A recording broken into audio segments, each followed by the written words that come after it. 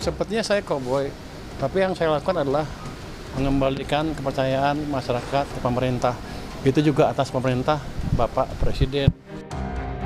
Sebisa mungkin nggak ikut, biar aja mereka selesaikan business to business. Jadi top. Ketika Pak Purbaya menyampaikan sesuatu terkait dengan kebijakan A, B, C, dan D, ini juga harus dibarengi dengan isinya.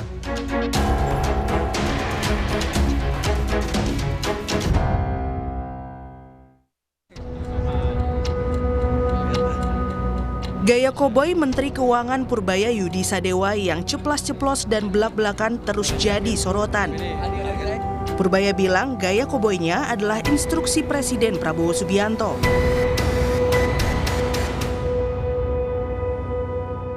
Jadi saya nggak berani gerak sendiri.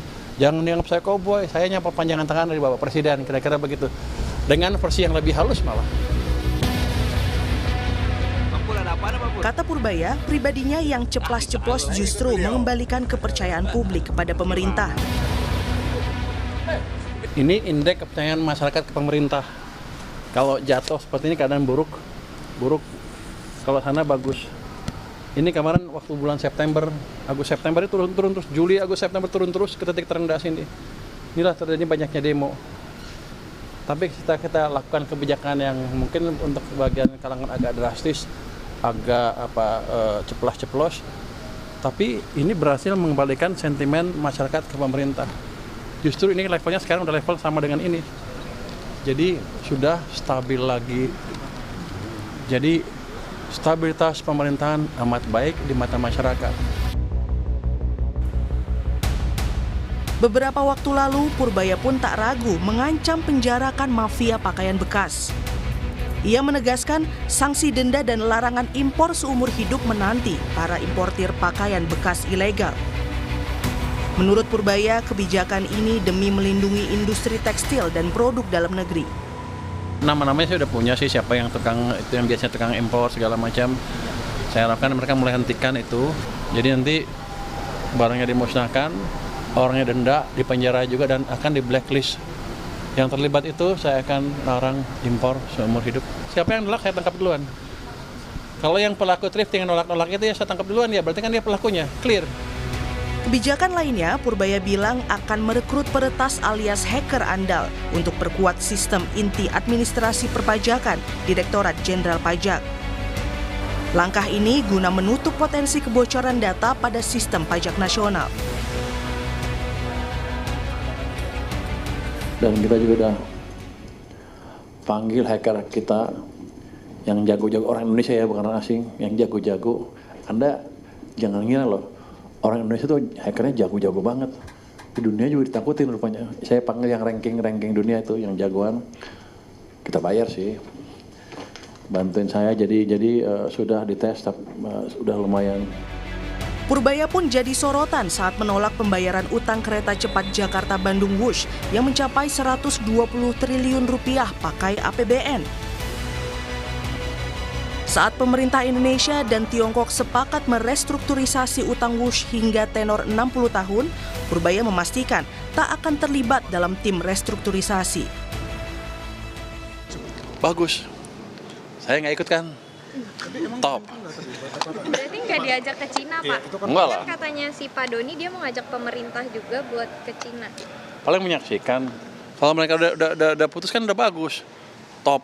Enggak, saya sebisa mungkin nggak ikut, biar aja mereka selesaikan business to business.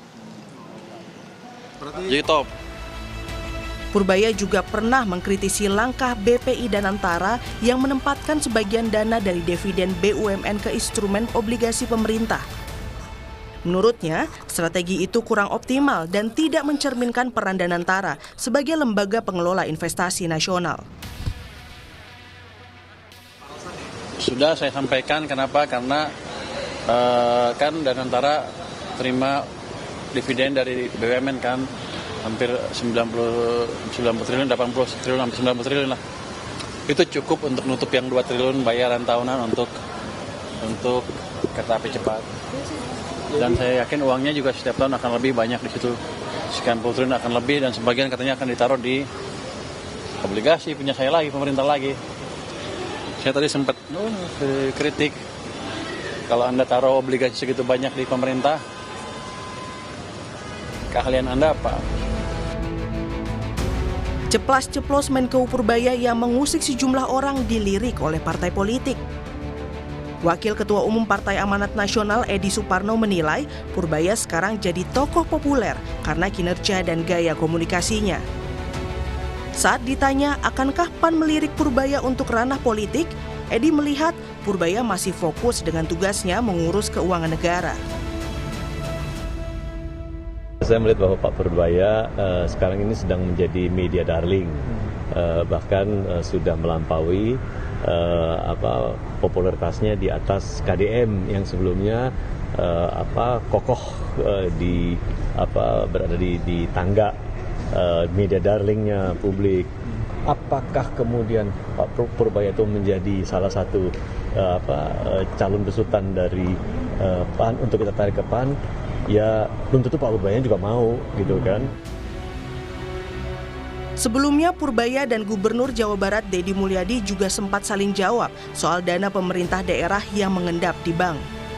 Data Kementerian Keuangan dari Bank Indonesia mencatat ada sekitar 4,1 triliun rupiah dana Pemprov Jabar mengendap di bank. Purbaya tak mau berkoordinasi langsung dengan Deddy soal data dana Pemda Jawa Barat dan meminta Deddy langsung cek ke bank. Saya bukan pegawai Pemda Jabar, kalau mau dia periksa aja sendiri.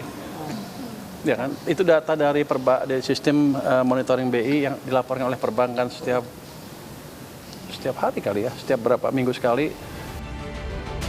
Tapi Gubernur Jawa Barat Deddy Mulyadi membantahnya. Deddy menegaskan angka sebenarnya hanya 2,4 triliun rupiah, bukan 4,1 triliun seperti diungkap Kemenkeu. Dana tersebut untuk membayar proyek pembangunan dalam tahap akhir ataupun yang sudah selesai. Uang yang dijabar hari ini itu hanya 2,4 triliun. Nah, saya tanya 2,4 triliun lebih itu untuk apa? Pembayaran yang untuk bulan ini, Pak, itu sekitar 5 triliun. Artinya masih kurang gitu loh. Nunggu dari mana? Nunggu dari dana bagi hasil pemerintah pusat. Nunggu masuknya dana yang bersumber dari pendapatan daerah. Publik menilai gaya komunikasi Menkeu Purbaya nyeleneh ala koboi. Namun warga sangat berharap kebijakan yang dikeluarkan dari gaya Purbaya tersebut pro rakyat. Menteri Keuangan orangnya seperti apa sih, Mbak? Waduh, kalau orangnya seperti apa nih ya? Karena saya ngelihatnya juga dari media sosial, mungkin kelihatannya asik juga ya orangnya. Terus lebih kayak transparan juga.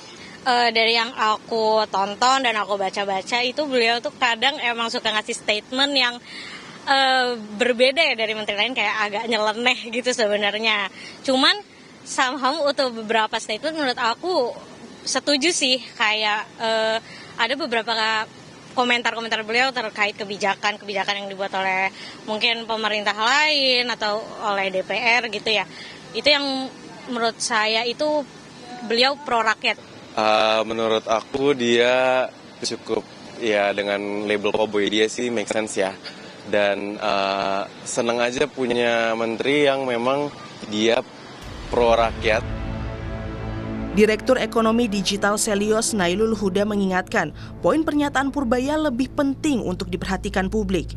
Meski publik suka gaya koboi Purbaya, tapi kementerian lembaga juga perlu satu suara agar kepercayaan publik terhadap pemerintah tetap terjaga. Gaya komunikasi boleh saja koboi, tapi saya rasa sebenarnya adalah isi dari pembicaraan itu yang lebih penting. Apa Purbaya yang cenderung tidak ada remnya ketika ini menyangkut dengan kebijakan sebuah pemerintah, bahwa ketika pemerintah itu tidak satu suara di depan publik, maka yang terjadi adalah ketidakpercayaan bagi pemerintah terkait dengan pembuatan sebuah kebijakan tertentu. Sementara itu, ekonom Ferry Latuhihin belum melihat dampak kebijakan Menkeu Purbaya. Kinerja Pak Purbaya sejauh ini seperti apa menurut Anda?